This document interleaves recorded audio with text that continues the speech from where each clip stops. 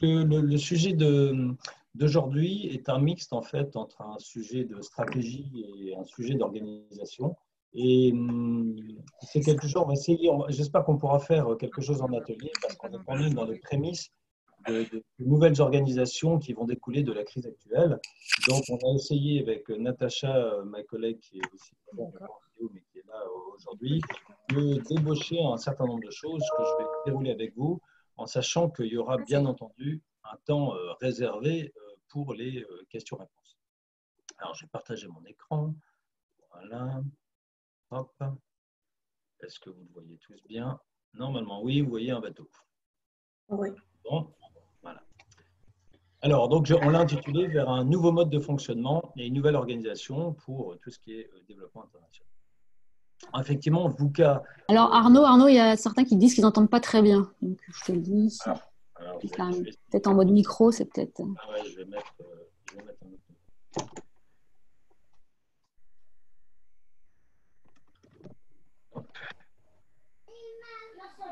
Est-ce qu'on m'entend mieux comme ça? On m'entend mieux? Oui. Bon.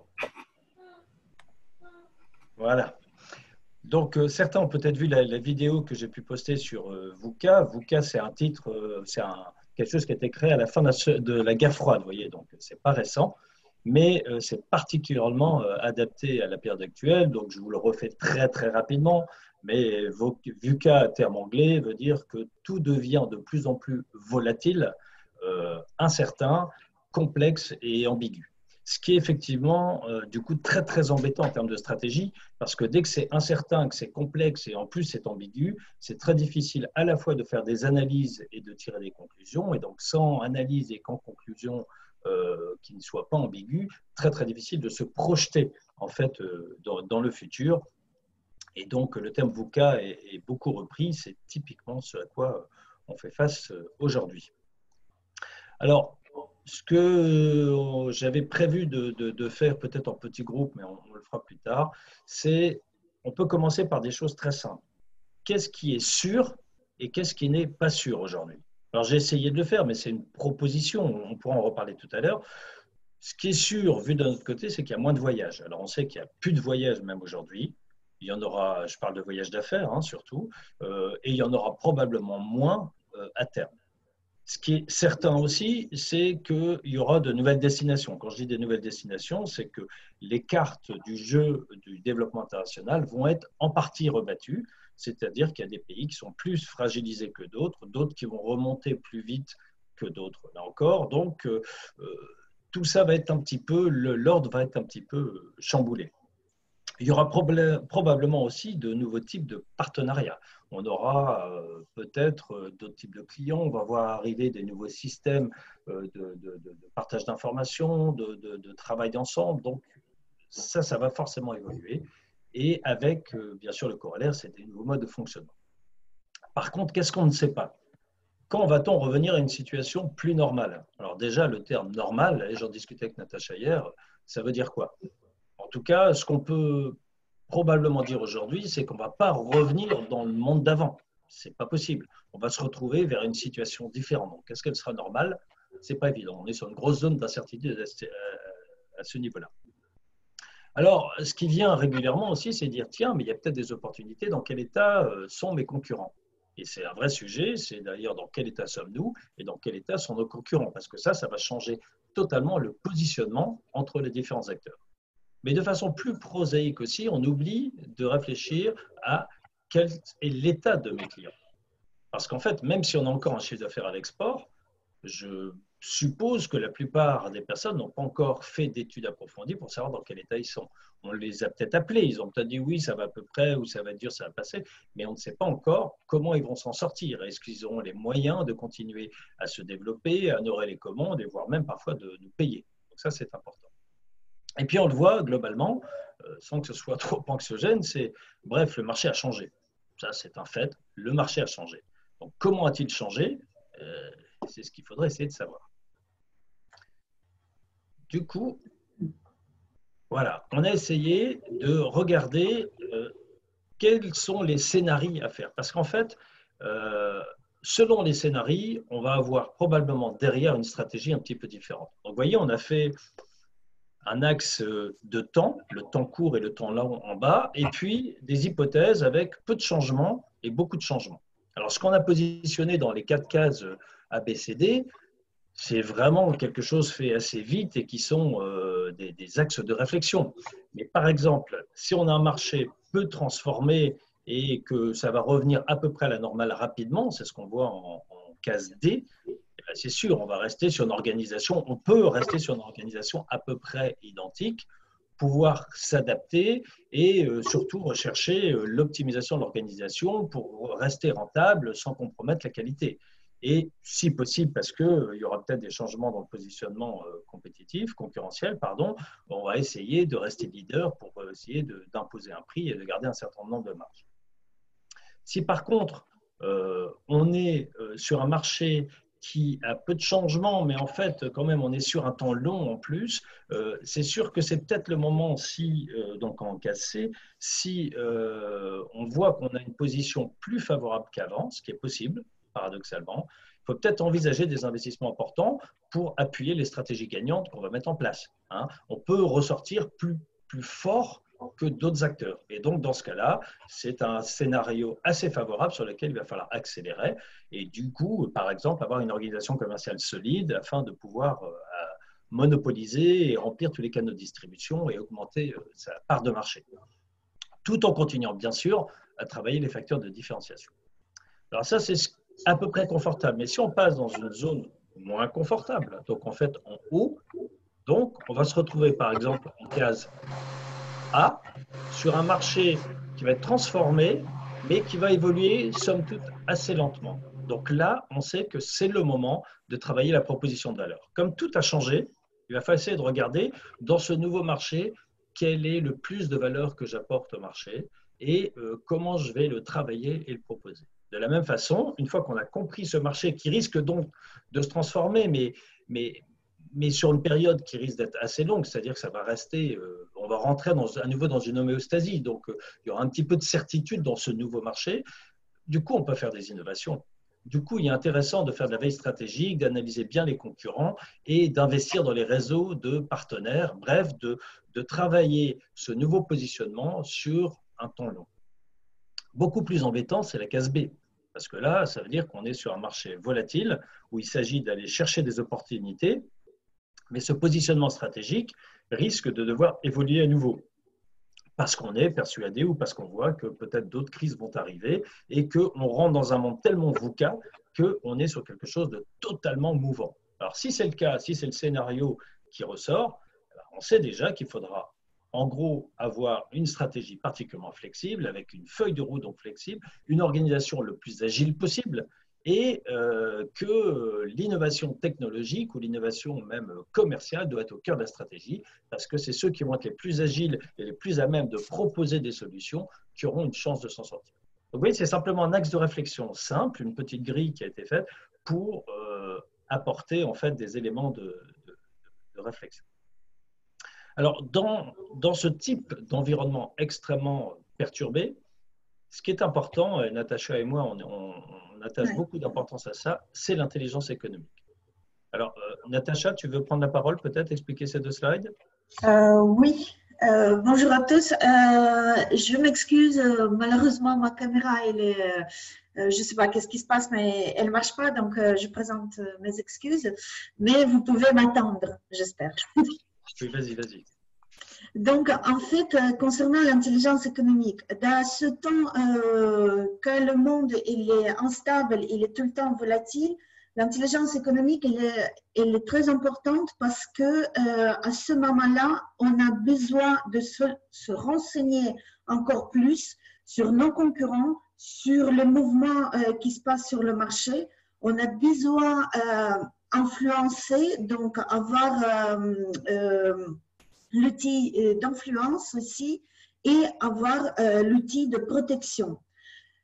Donc, sur ce schéma, en fait, c'est juste pour montrer qu'est-ce que c'est intelligence économique et pourquoi les 3 axes, donc veille stratégique et concurrentielle, influence et protection.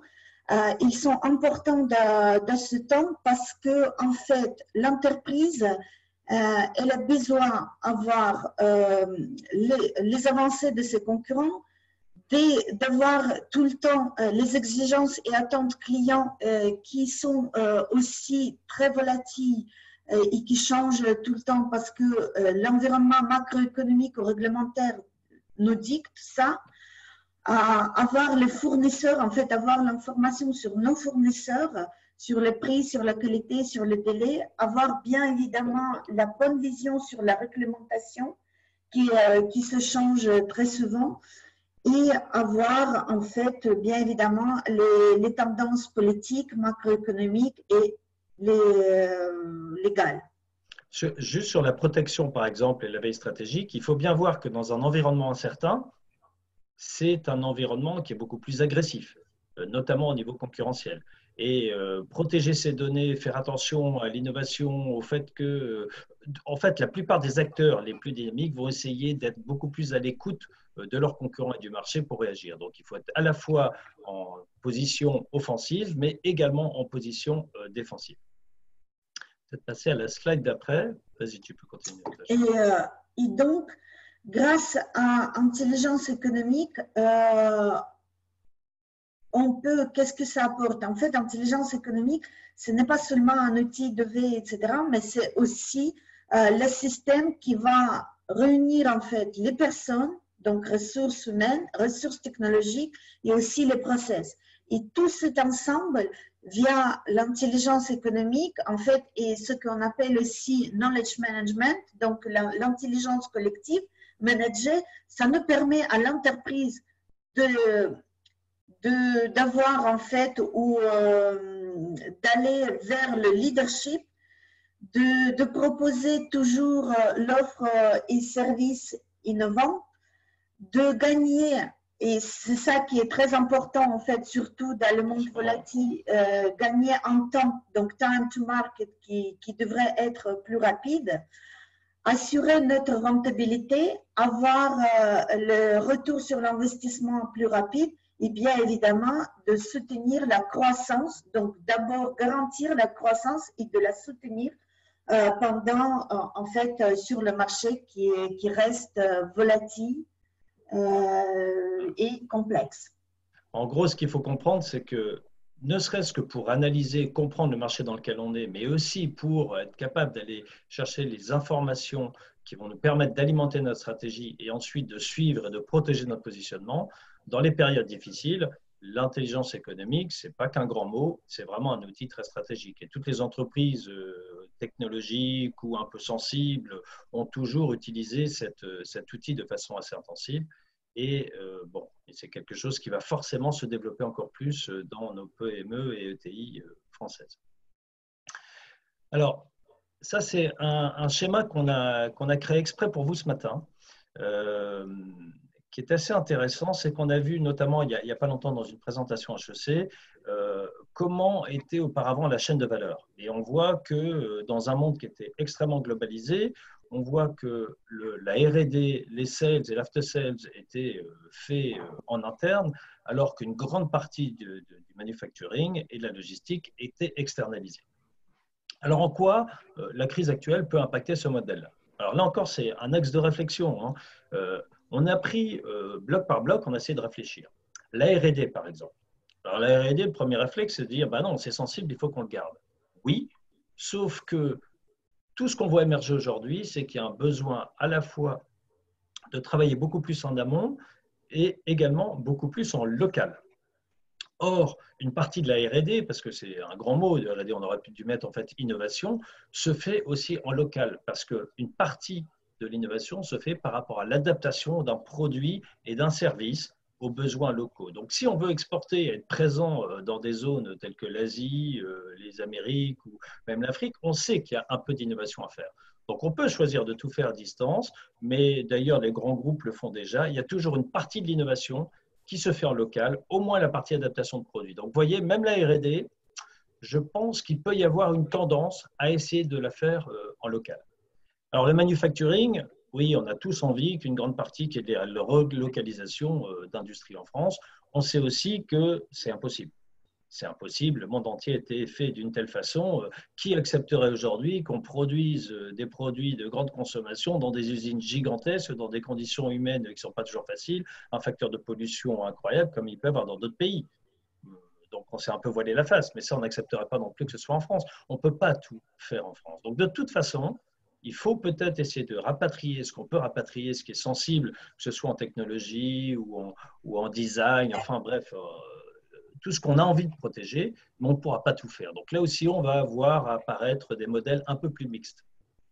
Alors, point qui nous paraît très intéressant, c'est aussi le point d'après sur la partie vente. C'est-à-dire que pendant longtemps, on disait, ben non, ça c'est sensible, donc c'est moi qui veux être en direct avec mes clients et qui cherche à commercialiser. Ben, on l'a vu, c'est plus possible. On ne peut pas systématiquement maintenant se déplacer dans tous les pays et aller vendre en direct dans les pays. Et d'ailleurs, pour être honnête, on voyait apparaître déjà depuis quelques années des formules assez intéressantes de commercialisation externalisée, par exemple, ou sous-traitée, co-traitée, du partenariat. Et même, quelque part, quand on travaille avec des agents, des distributeurs, on n'est pas toujours en contact avec le client final. Donc, en fait, voilà, il va falloir de plus en plus trouver des modes intelligents pour travailler l'aspect commercial en local.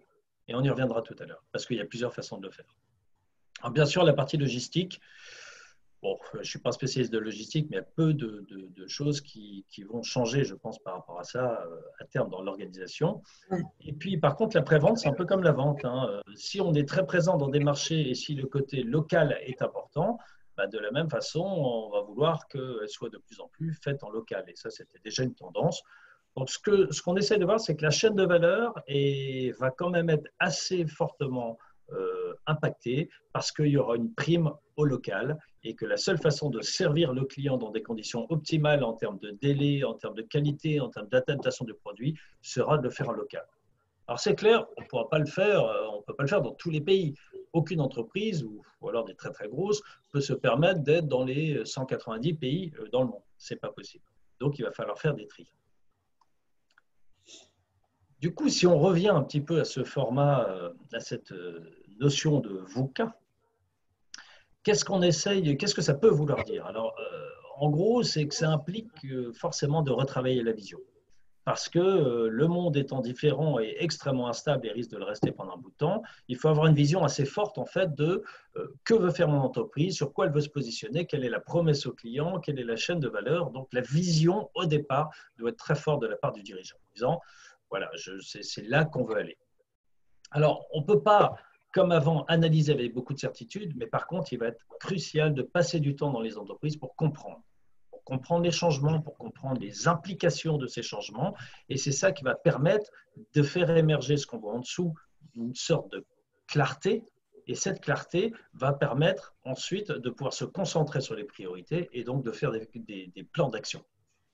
Et être capable, avec une vision, d'avoir un certain degré de compréhension, de prendre des décisions par rapport à une vision claire et la concentration sur certains secteurs, quelque part, vous voyez bien, c'est de l'agilité. Donc, voilà, ce type de schéma implique une stratégie qui va être modifiée et qu'il faut être capable de mettre en place pour avoir des actions assez rapides, parce qu'il faut que les entreprises puissent rebondir maintenant assez rapidement. Voilà, je vais essayer de toute façon, vous aurez les slides, on ne va pas passer trop de temps sur les slides. Alors, ensuite, une fois qu'on a, vous voyez, on a travaillé des scénarios, on recommence à avoir une vision, on a un début de stratégie, il va falloir aussi renforcer son organisation interne. Puisque vous voyez, il va falloir, avec toute l'information, l'intelligence économique notamment, on va devoir retravailler l'offre. Il va falloir renforcer aussi tout ce qui est outils digitaux, outils de communication. Et quand je dis travailler davantage l'offre, il va falloir travailler l'offre aussi d'un côté numérique. Il y a fort à parier qu'on ne pourra plus, comme avant, avoir des plaquettes produits que le commercial commercial export, allait déposer dans les salons ou dans ses visites un peu partout dans les différents pays qu'il pouvait suivre. à mon avis, il va falloir expliquer avec beaucoup plus de clarté la compréhension qu'on a du marché, la valeur qu'on apporte au marché, la qualité, l'histoire de l'entreprise, et tout ça, il va falloir plutôt aller vers des mémos, vers peut-être même des vidéos, vers un outil en fait beaucoup plus self-explanatory et beaucoup plus vendeur. Donc l'offre et la façon de la présenter va être très très importante. Après, nous pensons aussi qu'il y aura une forte tendance pour passer d'une globalisation vers une régionalisation. C'est ce que j'expliquais tout à l'heure. Une fois qu'on aura défini quels sont les marchés prioritaires, il faudra regarder comment y aller, à quel endroit, dans quel pays. On ne pourra pas être physiquement présent dans tous les pays. Donc, a priori, il faudra choisir les pays les plus stratégiques, les plus importants et trouver un moyen de s'y installer. Okay. Et s'y installer, ça peut vouloir dire des filiales de commercialisation, mais dans les cas les plus extrêmes, et quand on est en B2B et en industrie, c'est probablement produire ou au moins faire du service après-vente, voire du SKD, enfin de l'assemblage sur place. Il va falloir analyser ça beaucoup plus fortement. Donc ça, c'est ce qu'on va appeler la partie un peu plus aval. Et de la même façon, sur la partie commercialisation, il y aura une prime au local. Donc, ça veut dire qui va faire le commercial pour moi sur place.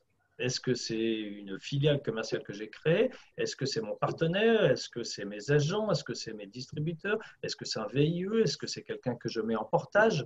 En tout cas, cet aspect-là, il va falloir quelqu'un de confiance qui va être l'ambassadeur de l'entreprise sur place. Ça, c'est primordial.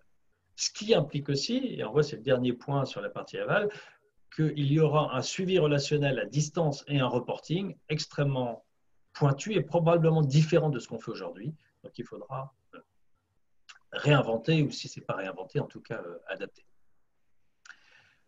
Là, vous avez une petite slide sur laquelle, elle n'est pas petite justement, je ne passerai pas trop dedans, mais c'est une slide sur les business models. Il faut bien avoir conscience que quand on change l'offre, parce qu'on a une autre proposition de valeur, parce que, vous voyez, les consommateurs ne sont plus les mêmes, il y a de l'incertitude, bref, quand l'offre a été changée, quand on est plus au digital, il y a plus d'innovation, quand on a également changé tous les process de l'organisation, tout ça n'a qu'un seul but, c'est de gagner de l'argent, de s'assurer que l'entreprise va à la fois générer du chiffre d'affaires et du revenu. Donc, ça change l'équation revenu, valeur économique créée et récoltée. Et c'est ce qu'on a mis plutôt en rose clair en haut à gauche, ça change aussi le management. Donc, quelque part, nous sommes convaincus que ça va changer profondément quand même le mode de fonctionnement de l'entreprise. Arnaud, est-ce que je peux juste ajouter deux, trois trucs? En fait, ce qui est aussi très intéressant de prendre en compte, pourquoi le management va changer de plus en plus, parce que dans les temps comme ça, ce qui est important, c'est le capital humain. C'est-à-dire de s'entourer des compétences et de savoir-faire qui sont pointus extrêmement mise en valeur, et c'est ça qui nous permet justement d'avoir l'agilité d'organisation. Et donc, management, ça va être basé sur les connaissances collaboratives et donc sur un management collaboratif. Quelque part, en fait, ça va renforcer l'idée d'une entreprise libérée, dans le bon sens, en fait. Libérée, quand tout le monde prend décision et tout le monde, en fait, sera responsable de décisions, mais pour le but commun.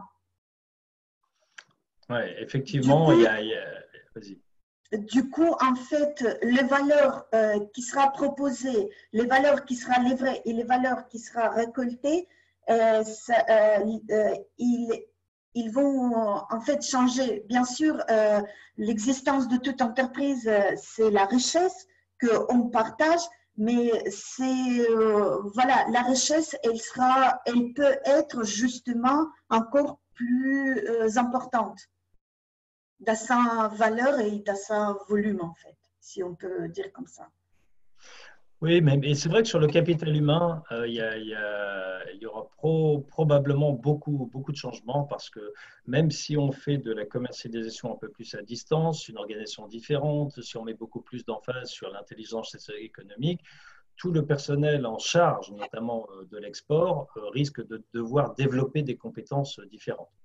Donc, les compétences seront probablement différentes. Le management risque d'être un petit peu différent. On sait que le management sera aussi beaucoup plus distant. Il faudra récupérer de la donnée à distance et former aussi des gens à distance.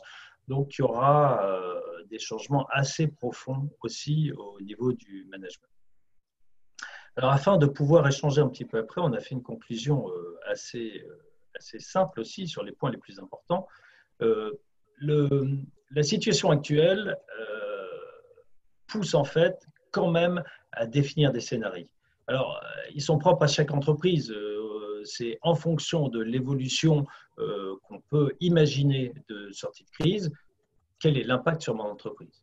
Et ça, c'est quand même important de se préparer parce que j'aime beaucoup l'expression qui était sortie par Barthélémy Guillain, qui est le patron de l'AFM, donc du groupe Mullier, que j'écoutais sur un podcast la semaine dernière et qui disait on se prépare beaucoup actuellement au niveau des équipes pour être certain d'avoir une équipe très soudée et très forte parce qu'en sortie de crise, ce qui est important, c'est de partir lancé et pas d'être totalement à l'arrêt, de devoir démarrer parce que le redémarrage est très long et très compliqué. Donc, il faut anticiper un certain nombre de choses, essayer de partir dans la mesure du possible, lancer. On l'a vu, c'est renforcer les outils d'intelligence économique et de veille stratégique. Je sais que pour certains, c'est un mot un peu compliqué, que beaucoup d'entreprises n'ont pas encore mis vraiment en place de système d'intelligence économique. Ceci dit, ça se sous-traite très très bien. Il y a beaucoup de gens dont c'est le métier qui peuvent mettre en place de la veille, informer ou venir apporter à la bonne dose cet élément d'intelligence économique et de veille stratégique. Mais en tout cas, j'espère que vous conviendrez qu'afin de prendre des bonnes décisions, il faut voir clair. Et comme c'est difficile de voir clair, il faut quand même avoir un minimum de données parce que j'explique souvent dans certaines présentations que c'est comme du pointillisme.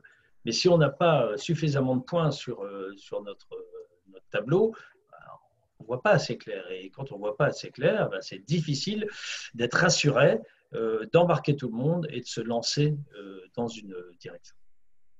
Alors, adapter sa chaîne de valeur, on l'a évoqué, forcément, elle a changé. Plus ou moins fortement, mais elle a changé. Du coup, c'est parce qu'on va devoir retravailler sa chaîne de valeur qu'on va devoir aussi réviser sa stratégie. C'est sûr que si on décide, par exemple, de dire, bon, on ne peut plus, comme hier, traiter 80 pays avec quelques agents, quelques distributeurs et des commerciaux qui tournent. Hein, il y a beaucoup d'entreprises en B2C ou en B2B2C qui étaient sur ce type de modèle-là. Qu'est-ce qu'on fait ? Peut-être qu'on va faire par contre des grosses bases régionales, par exemple une en Asie du Sud-Est, une en Asie du Nord, une aux États-Unis, qui, elle, va permettre de faire beaucoup de choses en local, mais on ne pourra plus traiter comme ça une multitude de petits pays. Il va falloir se concentrer. Et puis, on sait aussi qu'il va falloir faire beaucoup plus de choses à distance. Et du coup, ça, c'est rien que la partie commercialisation, mais même sur l'offre, à qui sont nos nouveaux clients? Est-ce que la situation a fait qu'il n'y a pas, je ne sais pas, si on est dans l'art de vivre, d'autres tendances qui ont émergé? Si on est dans l'industrie, est-ce qu'il n'y a pas d'autres secteurs d'activité qui peuvent avoir besoin de notre savoir-faire, par exemple? Donc, il faut, ce qu'on essaye de voir actuellement avec certains de nos clients, c'est à minima, il faut faire un stress test. C'est-à-dire de regarder si ce qui avait été fait avant est toujours valable ou dans quelle mesure il faut l'adapter. Parce que tout ce qui avait été fait avant a forcément été en partie chamboulé. Après, et ça de toute façon c'était dans l'air du temps, il va falloir a priori se doter d'une organisation plus agile et dynamique parce que les changements sont de plus en plus rapides. Et donc c'est très difficile de dire bah non, on va rester avec le même type d'organisation, le même type de vision, le même type de management, ça doit perdurer pour très très longtemps. Probablement pas. Ce qu'on voit par exemple sur l'organisation agile et dynamique, c'est qu'il y aura probablement beaucoup plus de sous-traitance, de co-traitance ou d'externalisation même. On voit les solutions d'externalisation de force de vente se développer. Ben, ça me paraît intéressant par exemple sur les pays qui ne sont pas prioritaires. L'idée c'est toujours la même. Sur les pays les plus stratégiques, être en direct, et ensuite trouver des partenaires de plus en plus adaptés pour traiter les autres types de cibles. Ça change quand même pas mal de choses. D'ailleurs, au passage, ça veut probablement dire que les équipes commerciales export d'aujourd'hui doivent être formées ou adaptées parce qu'elles, elles auront un rôle peut-être de moins voyager, mais beaucoup plus fort de faire la transition avec les clients, les distributeurs, les commerciaux qui seront en distance ou dans les filiales et les différents services de l'entreprise parce qu'enfin, il faudra toujours cette adaptation. Sauf qu'elle ne se fera plus par ces sortes d'ambassadeurs itinérants, mais elles se feront en distanciel entre l'amont et l'aval. D'ailleurs, c'est ce que j'ai mis après sur digitaliser et délocaliser le business development. Il faudra renforcer l'amont, renforcer l'aval. Et forcément, il faudra aussi un suivi et une communication, certes digitale, mais plus importante. Parce que plus on perd du contact humain et plus on met de la distance, plus il faut rajouter quand même ce sentiment d'appartenance, cette confiance, cette sécurisation qui se fait notamment par beaucoup d'informations et beaucoup d'échanges. Donc, vous voyez, c'est un peu trop tôt pour dessiner exactement ce que ça va être, mais fort à parier qu'il y a un nouveau type de système de développement international qui va se développer, avec des nouvelles solutions qui seront toutes finançables, parce que même si vous faites de la prospection, de l'intelligence économique, même externalisée, si des gens qui le font pour vous, ça reste éligible, par exemple, à l'assurance prospection. Mais si on renforce vraiment l'amont et on renforce également beaucoup l'aval, avec la possibilité d'aller voir peut-être le client plus souvent que quand on faisait des déplacements commerciaux, par exemple, il est possible que ça donne de meilleurs résultats et que, en tout cas, ça permette d'aller plus vite et probablement à moindre coût. Donc, c'est des solutions qui risquent d'émerger dans les prochains mois et qui seront intéressantes à peaufiner.